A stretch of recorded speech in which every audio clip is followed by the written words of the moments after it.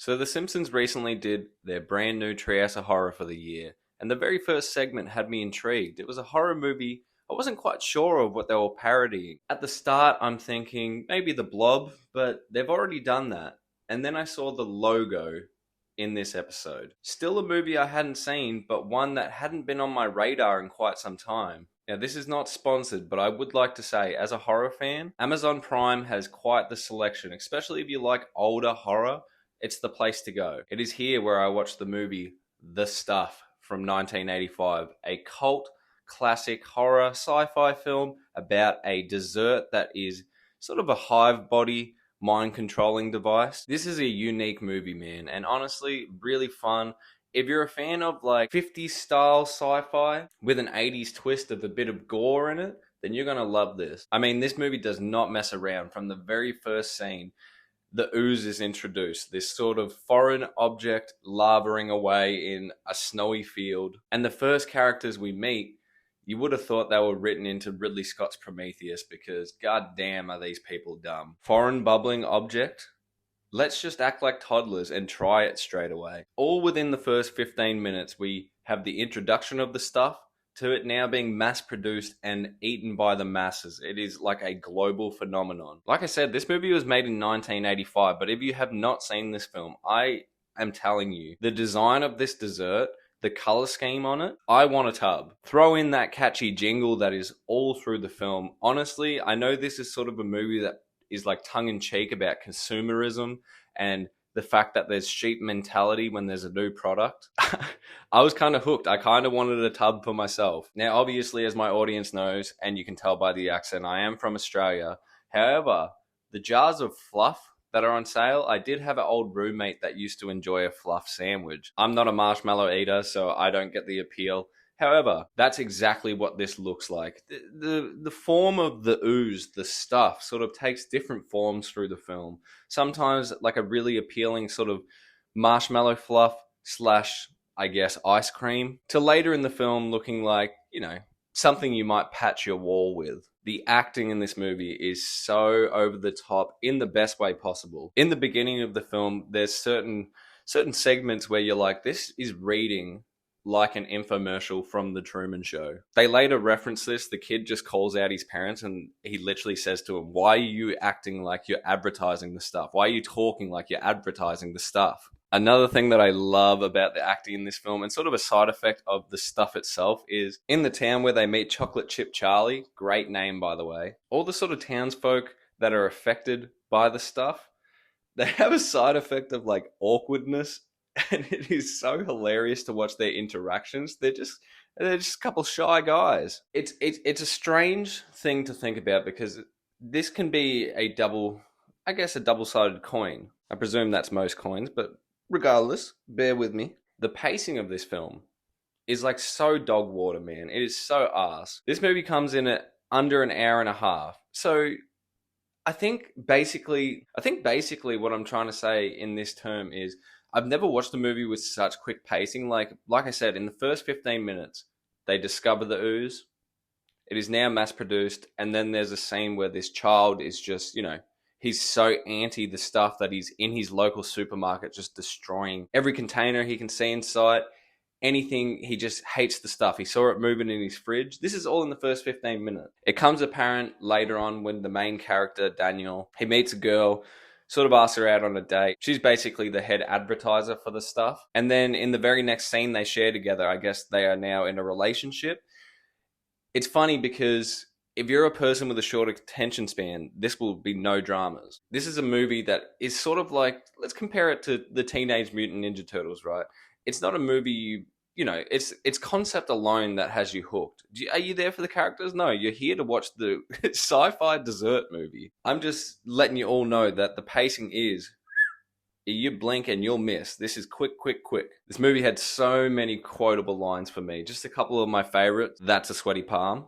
That's a sweaty palm. That's a sweaty palm. It will come into play later, but I do love the fact that this movie, it's one of those movies where the main character has the one hit, like the one punch knockout ability. Like any person that comes to phase him, just one hit, they're knocked out. And in the very early scenes of the film, he displays this ability And all the people in the room just dropped the line, broke his jaw. Oh, broke his jaw. What do you mean, us? We are talking to you. My favorite line from the film, hands down though, is sorry I threw up in your car. I know. I mean, this has got 80s written all over it. The 3D glasses while reading a magazine. That's what I love about the 80s, man. They were just, it was like such primitive technology, but they really wanted to be in the future. Trust me, man, if I could go back, I would be. Don't be don't be wanting to advance this technology shit. Let's just be thankful this video ain't AI. I gotta give praise, man, to the special effects in this film. Honestly, and this is from the bottom of my heart, it holds up so well. I would love to see a behind the scenes of this film. Once again, I streamed the film. Normally, I would like to collect it on VHS. The VHS is like $150 dues, man. Not happening. But if anyone can let me know if they have a DVD or a Blu-ray of it, is there a behind the scenes of this film? Because one, I would love to hear how he came up with the concept.